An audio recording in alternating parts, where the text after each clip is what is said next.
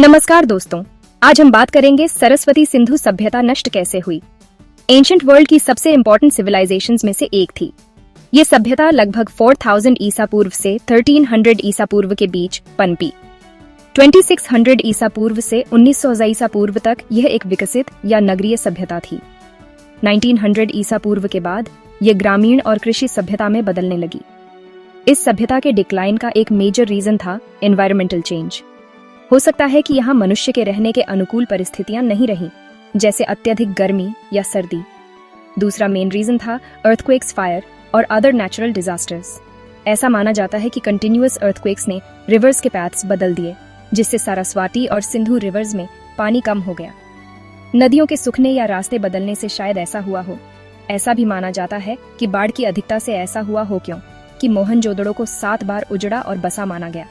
भूमि का अत्यधिक प्रयोग और वनों की कटाई को भी इसका एक कारण बताया गया। तीसरा रीजन था इन्वेजन्स और कॉन्फ्लिक्ट्स। एरियंस के आने के साथ लोकल पीपल को कॉन्फ्लिक्ट्स फेस करने पड़े।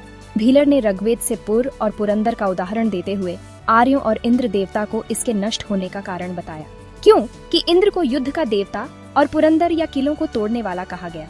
परंतु आज नई खोजों से इस तर्क को पूरी तरह से नकार दिया गया है। इसका एक कारण प्रशासनिक शिथिलता माना गया। पूरी सभ्यता को एकता में बांधने सत्ता कमजोर हो गई। दूसरी सभ्यताओं से होने वाला व्यापार और संपर्क रास्ते अवरुद्ध होने से यह सभ्यता धीरे धीरे पतन की ओर जाने लगी। मलेरिया जैसी महामारी को भी एक कारण बताया गया। मोहनजोदड़ो से मिले 42 शवों में से 41 में मलेरिया के लक्षण पाए गए। इन सब रीजंस की वजह से लोग स्लोली अपने सिटीज छोड़कर दूसरी जगहों पर सेटल होने लगे और नई बस्तियां बसने लगी।